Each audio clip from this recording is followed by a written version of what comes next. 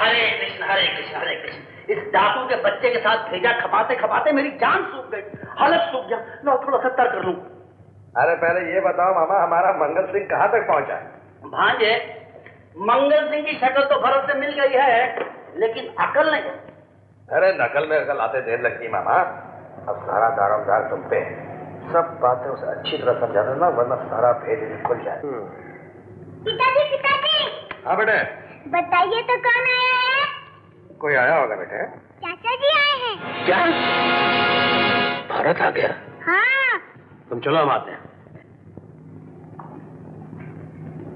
मामा, ये यहाँ इतनी जल्दी कैसे आ गया? ये तो मालूम नहीं, लेकिन अभी साला आ ही गया है। चलो चल के देखते हैं। भैया चले आओ, भैया चले आओ। तुमने पुकारा और हम चले आए। जान हथेली पर ले आए रे। हैं? क्या कैसी रही? बहुत अच्छी रही, मगर तुम यहाँ कैसे? देखो देखो पूनम ऐसे। क्यों आप शगुन करते हैं मामा जी? भरत इधर आते ही छींकना शुरू। दरअसल मामा जी की अकल पिघलकर नाक के रास्ते बाहर आ रही है। छींकने दो भाभी, छींकने दो। अब इनके छींकने से क्या होता है? जो होना था वो तो हो ही गया। क्यों मामा जी? क्यों, क्या हुआ? काम भाभी काम। वो आगरा गया था ना मैं, काला पत्थर लाने। तुम तो संगमरमर लाने गए थे। हाँ, संगे मरमर था पिताजी के लिए। काला पत्थर काले दिल वालों के लिए। क्यों भैया? उधर वाले में एक चम्मच।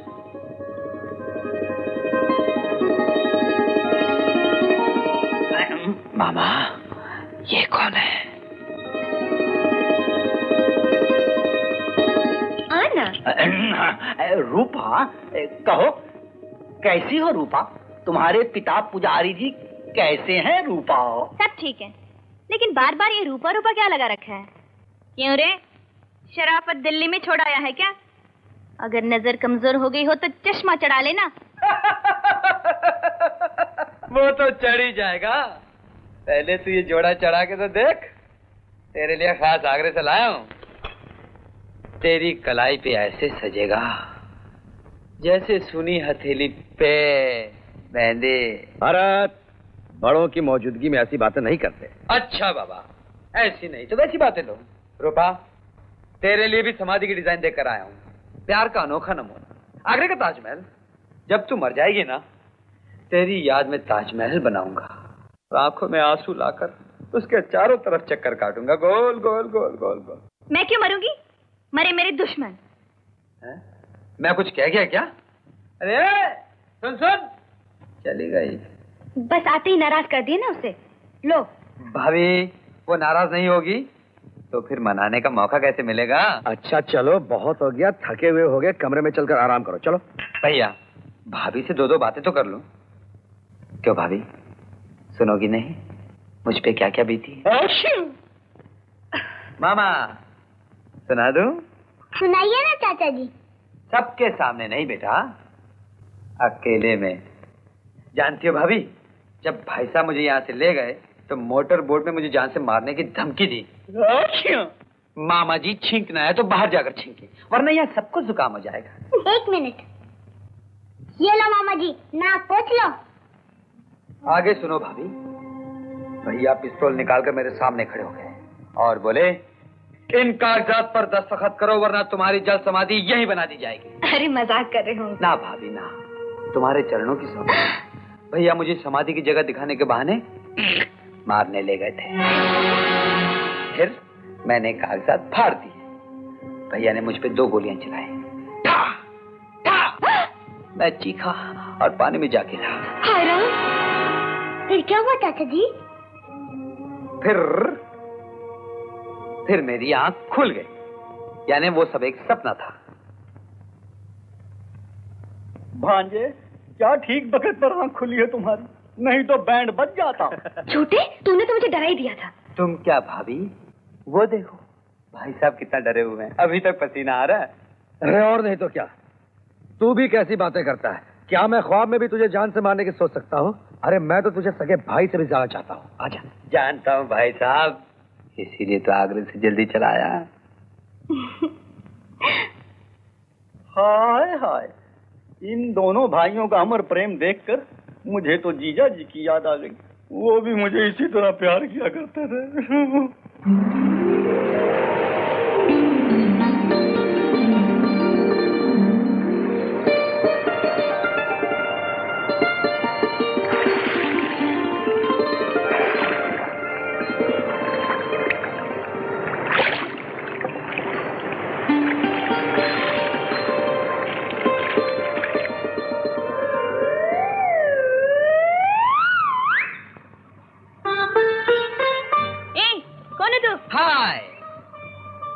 आया था मछलियां पकड़ने, लेकिन साले कम्बक कपड़े फंस गए। शर्म नहीं आती?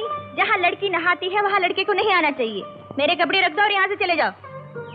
शर्म वरम तो मैं दिल्ली में छोड़ा, और फिर ये कपड़े तुम्हारे घर। याद है एक दिन तुमने ये कपड़े मुझे दे दिए थे। खैर पुरानी बातों को भूलो। और देखो मैं दिल्ली से तुम्हारे लिए क्या लाया हूँ, पहन लोगी ना? बिल्कुल मेम लगोगी। सीधी तरह मेरे कपड़े रख दो, नहीं तो बाहर आके मारूंगी। हाँ सच? तो आ बाहर आकर मार। तेरे हाथ की भीगी भीगी मार खाने में बड़ा मजा आएगा। बेशरम, बदतमीज, मैं बाहर कैसे आ सकती हूँ? हाँ ठीक है माता, घंटे 2 घंटे में जब तू सर्दी से अकड़ जाएगी ना, तो गोद में उठाकर मुझे ही निकालना पड़ेगा। हाँ लिखो लिखो BHAR। बाएं हाथ से क्यों लिख रहे हो? मैं जो भी थोड़ा बहुत लिख सकता हूँ बाएं हाथ से लिख सकता हूँ। दायां हाथ तो मार काट और बंदूकबाजी के लिए है। भरत दाहिने हाथ से लिखता था। ओह ये तो गड़बड़ हो गई। इसके लिए टाइम लगेगा। कितना टाइम लगेगा भांजे? मामा मंगल सिंह से भरत सिंह लिखने में कम से कम 4 मंगलवार तो लग ही जाएंगे। हाँ 8 बज गए, बहू आने वाली होगी। अच्छा तो भांजे हम चलते हैं, तुम जरा लिखाई की प्रैक्टिस करते रहना बेटे। आओ भांजे। ठाकुर ये बोतल कहाँ ले चले? इसे तो यहाँ छोड़ते जाओ।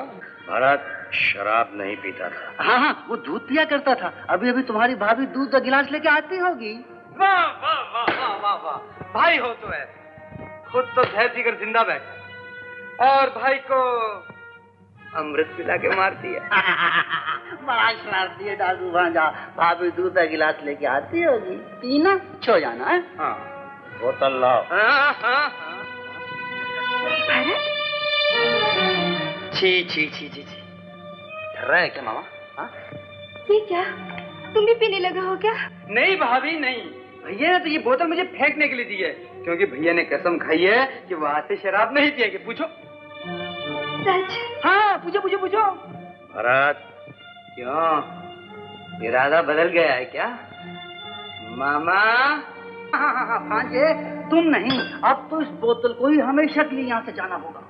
देखा भाभी? भैया लो इस जहर को अपने हाथों से घर के बाहर फेंक। भैया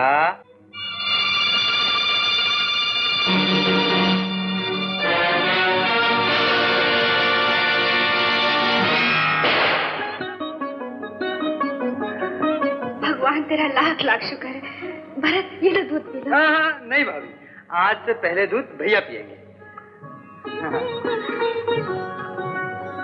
लो भैया पियो ना। नहीं भैया पियो ना। कह दिया ना नहीं। मामा ला मेरा घोड़ा। हाँ ठीक है। बचपन में माँ का दूध नसीब नहीं हुआ, अब कमी पूरी हो जाएगी। शराब छोड़ने का मतलब ये थोड़ी हुआ कि मैं दूध पीने लगूं। मैं नहीं पीऊंगा। माँ का दूध ना सही, गाय का दूध है, पी लो। जय हो जय हो। मेरा बस चले तो डाकू के बच्चे को गोली सुना दो। साला ब्लैकमेल करता है, दूध पिलाता है मुझे, और तुम भी उसी का साथ देते हो मामा। साथ तो देना ही पड़ेगा भांजे। ये मंगल सिंह बहुत टेढ़ी किस्म का आदमी है। अरे कहीं सचमुच भरत बनकर सारी जायदाद ना हड़प कर ले। सारी जायदाद हड़प कर जाएगा मामा। अगर ऐसा हुआ ना तो मैं मंगल सिंह को भी भरत के पास पहुंचा दूंगा। हाँ फिर वही बात। देखो, भरत को मारकर उसका हम शक्ल तो खड़ा कर लिया, अब मंगल सिंह को मारकर ये तीसरा हम शक्ल कहाँ से लाओगे? मैं तो कहता हूँ गुस्सा पी जाओ और चलो मुन्नी भाई के यहाँ, वही मूड ठीक होगा जी। हाँ।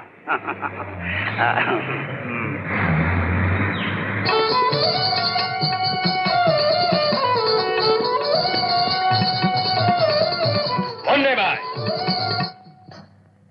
बड़े ठाकुर, आइए, तशरीफ लाइए। आज आपका कौन चाहने वाला है जिसने हमारी गैरहाजिरी में आपको नाचने के लिए मजबूर कर दिया है? गुस्ताखी माफ हो सरकार। एक ही घर के दो परवाने जब अलग अलग फरमाइश करें तो भला मुन्नी भाई बेचारी क्या कर सकती है? एक ही घर? जी हाँ।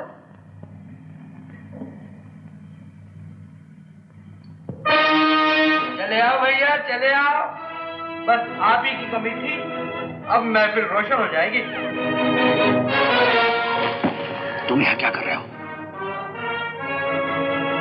वही जो आप हमेशा से करते चले आ रहे हैं, जैसे बड़ा वैसे छोटा। सुभान अल्लाह। तू समझता क्यों नहीं? मेरे साथ आएगा। अगर मेरी बीवी को मालूम हो गया तो उसे शक हो जाएगा कि तू भरत नहीं है। मार खोली अपनी बीवी और उसके शक को। अपन को तो रात में जागने की आदत है, ये भला कैसे हो सकता है कि तू यहाँ बैठकर गाना सुने और हम वहाँ तारे गिने? ना बाबा ना, गाना सुनना है तो साथ सुनेंगे, और अगर घर चलना है तो साथ चलेंगे। क्यों? सोच लो। बकवास बंद कर, जाओ घर। अबे धमकाना नहीं, वरना। मामा, लाओ मेरा घोड़ा। घोड़ा? मुन्नी भाई, ये छोटे ठाकुर कभी कभी बच्चों की तरह जिद कर बैठते हैं घोड़े पे बैठने की। इनके लिए काबुल से घोड़ा मंगवाया भी था, लेकिन रेलगाड़ी में आते आते न जाने कम वक्त कहाँ गुम हो गया। अजी छोटे ठाकुर, छोड़िए घोड़े वोड़े को, आज की रात हमें ही बेजुबान जानवर समझ लीजिए। आप इंसान होकर जानवर क्यों बनना चाहते? मैं तो जानवरों को इंसान बनाने वालों में से हूँ। भैया ने हुक्म दिया है कि उनके